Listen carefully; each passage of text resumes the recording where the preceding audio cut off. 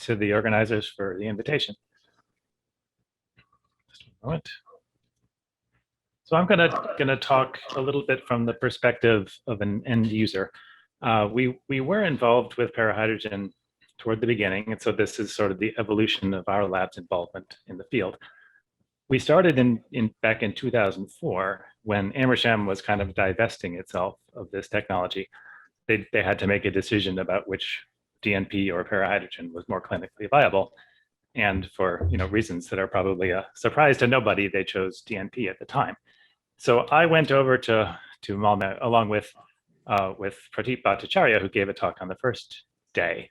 And we spent some time there learning about the technology, and we both left with the equipment that you see there to the left as kind of a parting gift, and brought it home to our home institutions. Over the next couple of years, we made some changes to the equipment and ended up making an entirely homemade system with some improvements, but basically the same idea that Amersham had put together back in the early 2000s. And then in 2010, and since then, we have kind of focused more on the applications side, which meant for us shifting to the DNP technology. And we're in a department of radiology, and at a certain point in radiology, somebody asks the hard question, which is, why don't you take the $1 million of solution state DNP equipment that you have and go show that this is potentially useful for radiology, and then we can come back and talk about making it faster and cheaper. So, this presentation is kind of a 25-minute answer to that question. So to summarize our PHIP work at the beginning, basically that design that Amersham put together was really very impressive and very good. It was based, for anybody who is not familiar with it, with what they call in chemical engineering circles a plunging liquid jet reactor, which just means that there's a sharp stream of liquid that goes into a puddle of liquid at the bottom, and then that interface entrains in this case, the parahydrogen, to allow enough gas to be dissolved to make a significant amount of product. There's an aqueous rhodium-based catalyst and unsaturated substrate, in that case, about a 7-bar parahydrogen atmosphere. And we found that the details of that liquid injection were very important, and the way they had designed it was actually very clever. We tried atomizing and spraying, we tried spraying on the walls, we tried a variety of things, and nothing was really better than that original design. We found that, probably not a surprise to anyone, hotter is better, but if it's too hot for too long, then the catalyst and the versions of it that we tried can polymerize and make this rhodium black goop that is not really active anymore. And we've also found that especially at elevated temperatures, catalyst oxidation is a problem. And so we evolved toward the apparatus seen to the right here, which is basically the substrate and the catalyst and whatever other solvents are required are purged and kept in sealed containers. Then they're drawn up into a syringe pump and ejected quickly through a small bore heated copper rod. During that transfer through the rod, they achieve the elevated temperature, hopefully as close to 100 C as possible, but only for a very short time.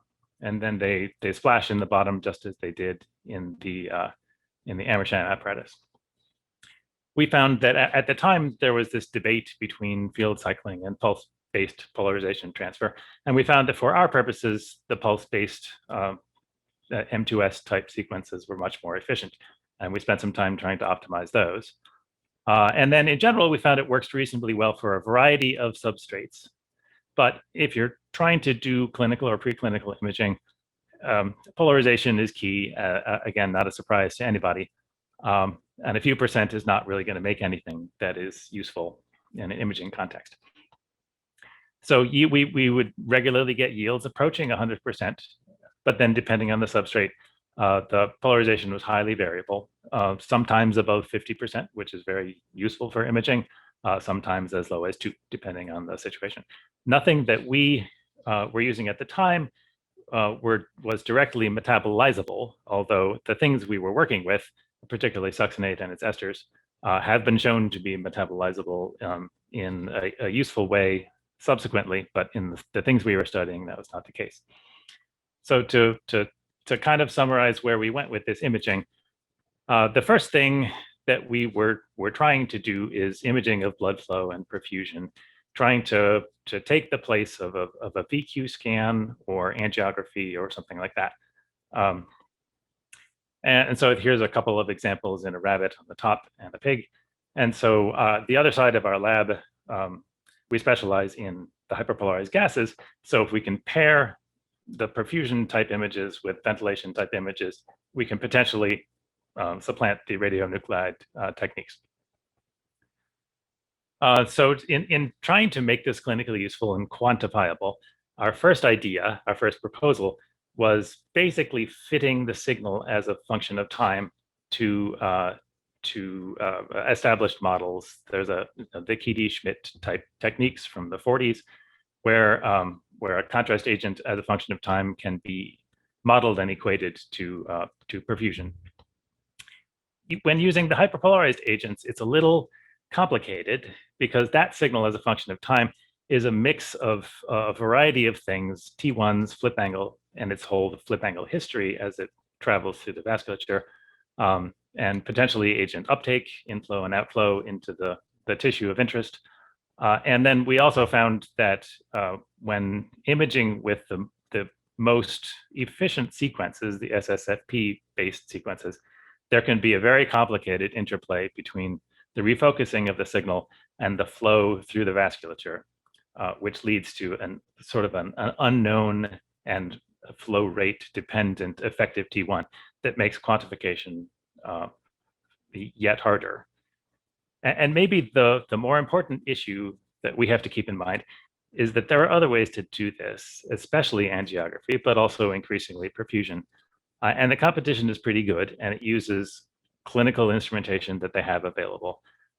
So convincing anybody in a clinic to move away from CT-based and X-ray-based angiography and perfusion is going to be very hard to do. It's just that equipment is established and it's cheap, and they're going to continue to use it unless we can come up with something really spectacular. But the thing that we can do that CT can't do is this metabolic imaging. So we have since tried to focus on that in a preclinical and increasingly clinical context. And it's important because nearly all diseases have a metabolic component, and CT can't do it. So they have to come to another technique. But that was really what drove this shift to DNP for us and for a lot of other research groups. We, like a lot of groups, have focused on everybody's favorite molecule of pyruvate. And I think some of the applications to cancer were very well discussed by PHIP on day one.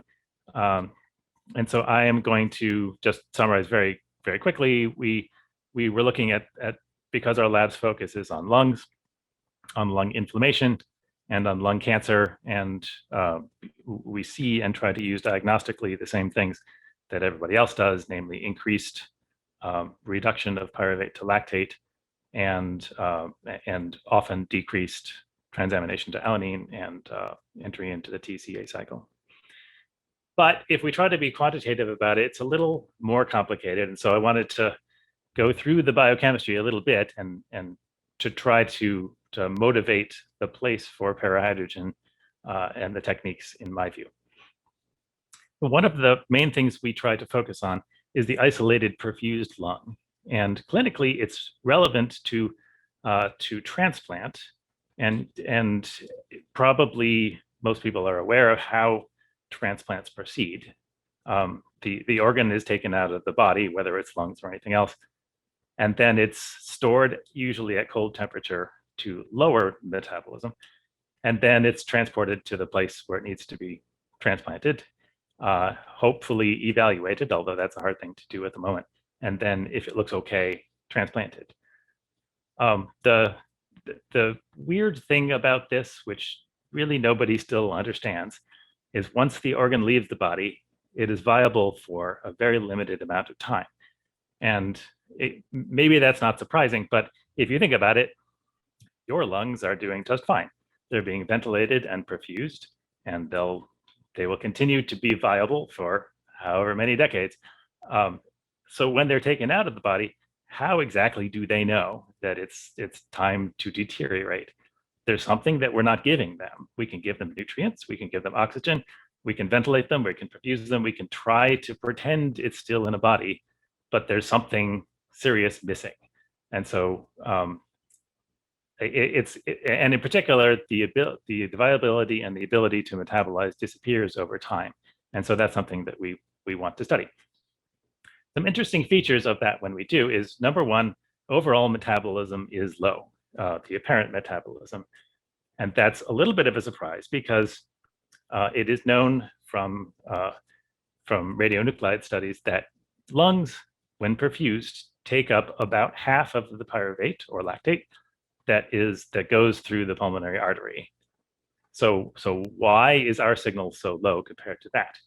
Most of the metabolism that we see is lactate, which is also a little weird because reduction to lactate is not the most efficient thing to do with pyruvate. You would think that they would use it in a TCA cycle to make energy.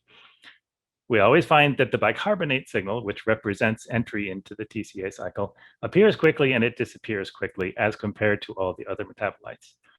And then all of this apparent metabolism can be modified, often by an order of magnitude or more, by changing the extracellular conditions. So to quickly go through what happens to pyruvate, there are three processes that we are able to study. There's this transamination to alanine. There is the decarboxylation by pyruvate dehydrogenase before entry into the TCA cycle. And then there is the reduction to lactate. So a pyruvate, as it flows through the vasculature, the first thing it has to do is be transported, which is an active transport process, into the cell. And then if it's going to be enter into the TCA cycle, it also has to be transported, again, actively into the mitochondria through the inner mitochondrial membrane. Now, the important thing when we're doing these studies to bear in mind is that agent concentrations are way larger than is ever physiological, often 100 times or more. The steady state kind of pyruvate concentration in the blood is usually less than 100 micromolar. And we're putting in, sometimes tens of millimolar, at any rate, more than a millimolar. And it's changing rapidly. And so we are trying to kind of catch this as it's going in and out and changing rapidly, and exploring physiological conditions that it has never seen before. The first step is that transport into the cell via these monocarboxylate transporters. So the first thing to keep in mind is that those transporters co-transport with a proton. So every pyruvate that comes in lowers the pH inside the cell a little bit. And when encountering these millimolar quantities of pyruvate, the pH inside the cell will drop by often a unit or more, and that's been measured independently. And this process is often the rate limiting step in apparent metabolism. When we look at this step that is usually of the most interest, the reduction to lactate, so the diagram here toward the left shows that process. The proton comes from NADH, and it is put onto the pyruvate in the 2 position to turn it into lactate, and then we're left with NAD+, the deprotonated version. Now, NADH is at very low concentration inside the cell in micromolar quantities. So when we try to shove a couple of millimolar of pyruvate in there, that is used up instantly, faster than we can even see. And so what we see in apparent conversion of pyruvate to lactate is really just limited by the rate at which NADH can be regenerated. So for comparison, there's a couple of different experimental conditions that we looked at here toward the right. The one on the bottom that's circled in red represents exposure to 32 millimolar of pyruvate, which is highly non-physiological. And the yellow and blue trace are the measured and modeled production of lactate signal. And it is negligible. It is very, very small in those concentrations. The one on the top, circled in green, represents 2 millimolar, in a cell, in an organ in this case, that was preloaded with extra lactate so that it was able to do that conversion faster and regenerate NADH more quickly.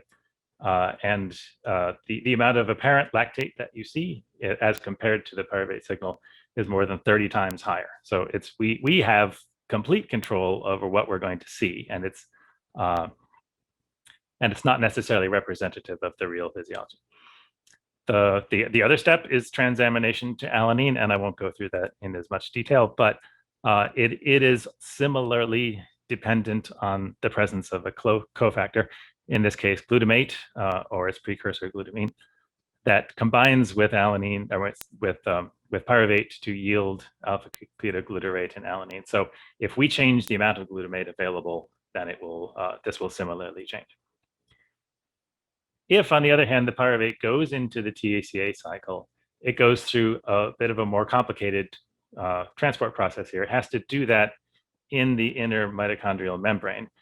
And so first, the pyruvate that's already come into the cell, then it diffuses through the outer mitochondrial membrane and is transported again along with the proton into the inner mitochondrial membrane, where it undergoes the decarboxylation.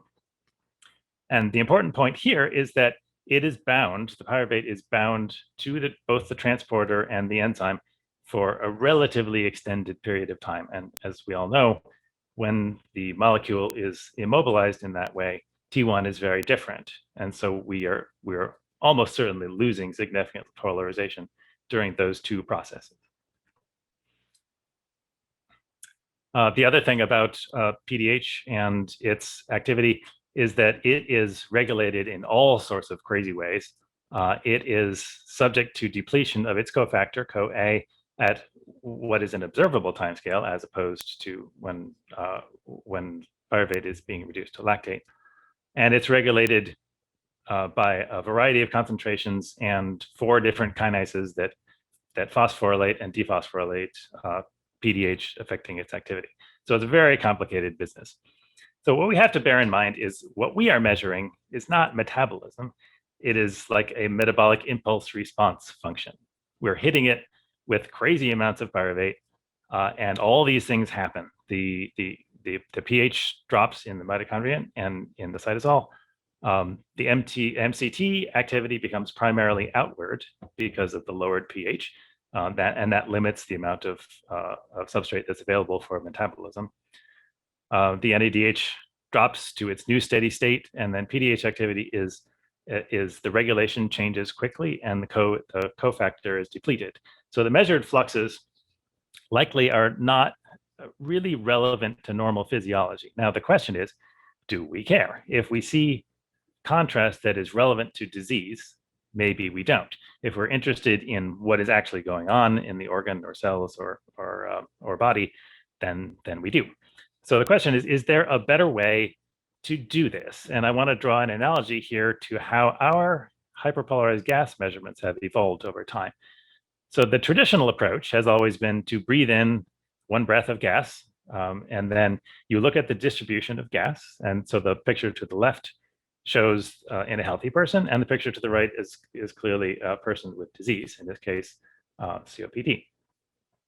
So the idea here is that after you breathe in the breath of gas, you hold your breath, and then we can measure the gas concentration, where it goes, how it diffuses the T1 dissolution into tissue or blood, and relate that to disease. So the issues that we run into when doing it that way is that first, magnetization is limited to the amount that you can get in a single breath, and if you're interested in dissolution, the amount that will dissolve in a short amount of time. And then the single breath and the breath hold associated with it are not really physiological. It doesn't tell you where it would go over a longer period of time, where the gas would go, and and the breath hold itself is not what you're doing all day. So it may or may not be relevant to what's actually happening. So what we tried to do is evolve toward a multi-breath and extended period of time in which the concentration of gas, dissolved and otherwise, achieves a steady state, and then we can kind of probe it at our leisure. So to highlight the importance of this distinction, in the yellow blocks to the left, there is the comparison in the same person of a single breath of gas to what we would measure after they have been breathing the gas for a long time. And if you look at the top picture, you may wonder how this person can live. The lungs are very deteriorated. The gas doesn't even get to much of the volume. And how can gas exchange occur in that situation? Well, the answer is that gas does get there, and those other regions of the lung can participate in gas exchange. It just doesn't get there very quickly. So we can't be hasty in how we measure these things. The same goes for the movie at the bottom. This was taken over 3 minutes of continual inhalation and exhalation. And so we can see in a sort of non-destructive way where the gas goes over time. And the other two panels highlight the same kind of idea in the dissolved gas. In this case, in the green panel for the rat, if it just breathes gas and we image semi-non-destructively the gas in dissolved phase, we get the very interesting, very biologically interesting picture that's in red and yellow toward the middle, in which we can see the organs, we can see the blood flow, we can see the arterial and venous blood flow. And what's more, doing the usual NMR, MRI trickery, we can see how long it takes for the, in this case, hyperpolarized xenon agent to get to various structures. And the same is true in a mouse here. And this is sort of the completed analogy, is that each of these compartments, the heart, the right and left heart, the deoxygenated and oxygenated blood, various tissues, kidneys, liver, and such, all have a different chemical shift, and they take the place of metabolites for this type of imaging.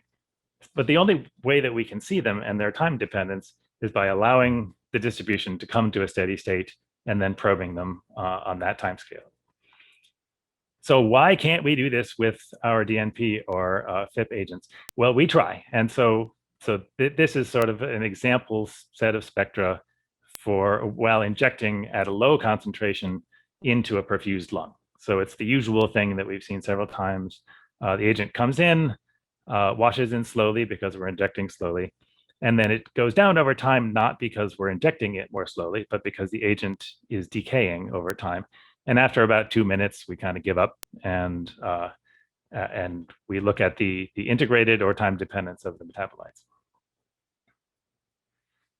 But we can't really do what we want, and we can't do it yet, primarily because of that T1.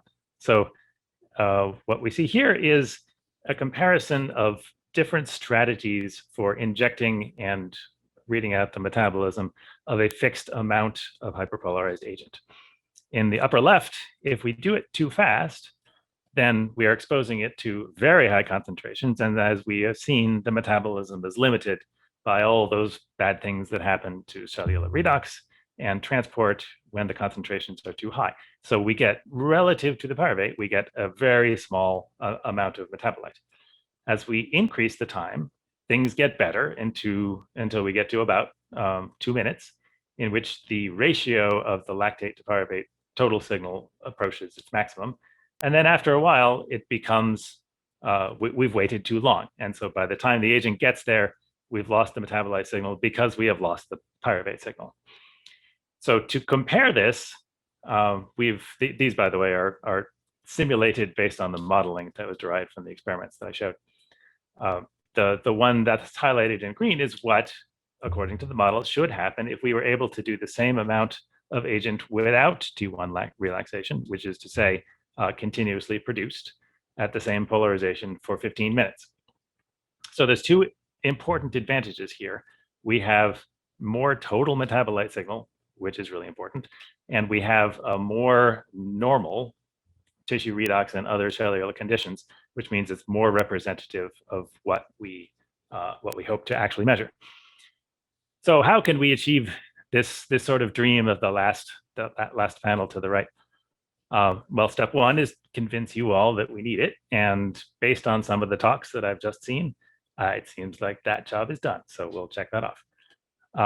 And then we sort of start throwing around ideas about how most efficiently to get there based on, again, the work that we have already seen.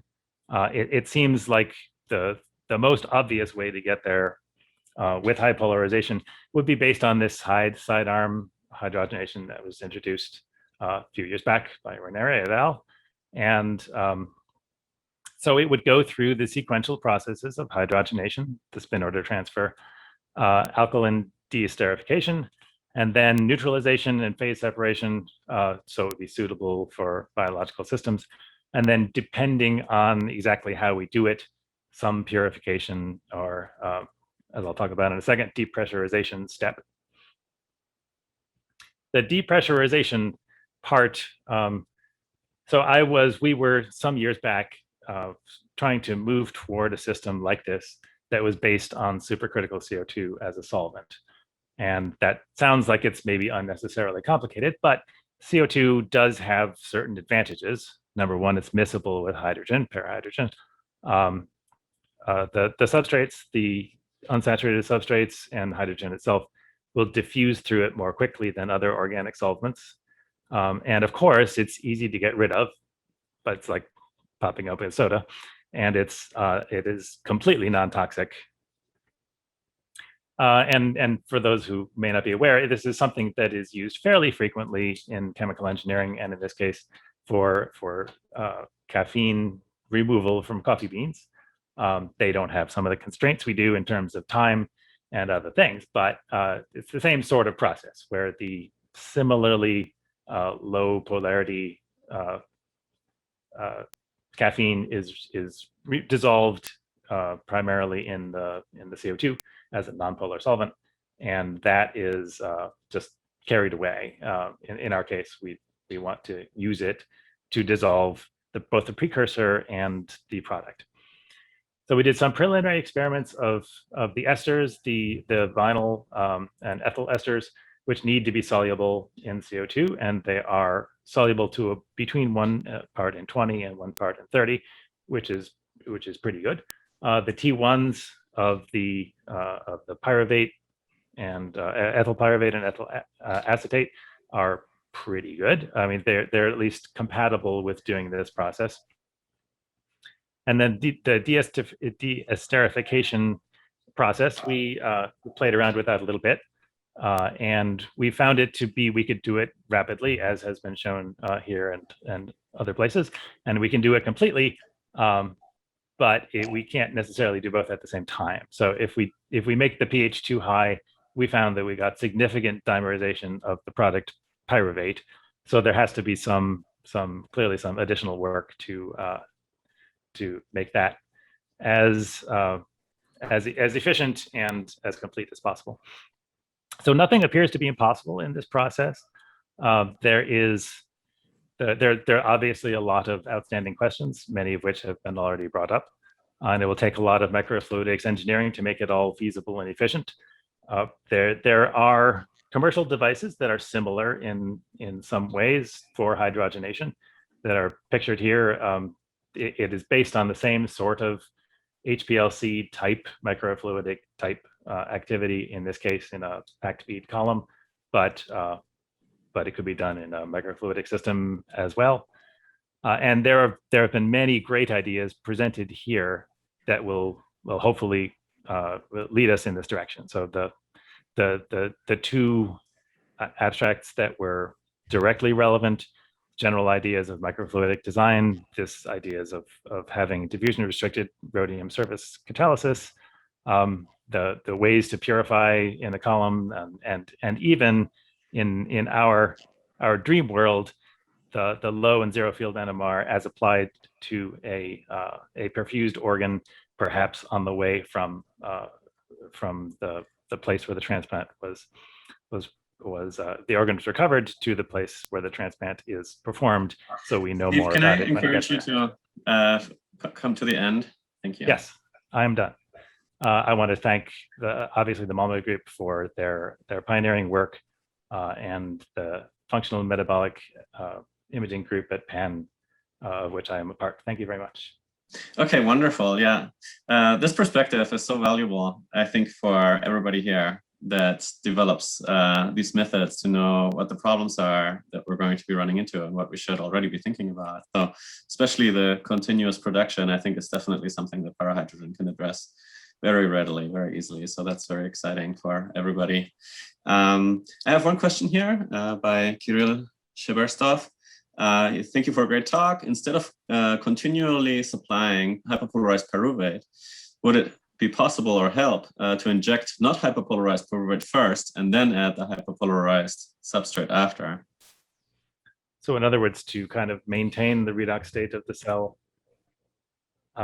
Is that the? I guess that's how I interpret the question. Yeah, to basically preload the cells first so that the shock after might be slower or smaller or something. It might be, or there may be other things that are not pyruvate to. I think there's the usual problem that I think has also come up here, which is you don't necessarily want to dilute your pool of hyperpolarized agent ahead of time, because that will similarly dilute your signal of the product. But if we are trying to maintain the redox state of the cell, there may be other things maybe which are not pyruvate. Yeah, could you counteract it? That's the question I had. Counteract the effect of pyruvate, the bolus that you don't want. Is there something else you could add that could sort of at least mitigate it? Maybe. And what the most obvious thing to do is to co-inject it with lactate, which could potentially keep the redox state constant. I think there are other things associated with huge concentrations, these huge non-physiological concentrations. And there's also the fact that then those transporters have to transport pyruvate and lactate into the cell. And it doesn't mitigate the pH problems that come along with co-transporting all of those protons. But it's potentially, there are other ways around this. When, sorry for another question. When comparing the case with a high bolus versus low, and you're looking at cancer versus normal physiology, right? Is it that when you see this big effect, like say with DDNP, between the branch and with the branching ratio as you change from healthy to cancerous, is that is that more a measure of the differential tissue response to the shock, or is that the branching ratio you would expect regardless of the size of your bolus? Well, I think, and this was something that was pointed out by Pratik too, that really what you are measuring is the lactate pool. The ability to regenerate NADH is essentially proportional to the amount of lactate that was there in the first place. Okay, perfect. Cancer cells. Yeah, thank you so much. We really are on a time here, so I would like to just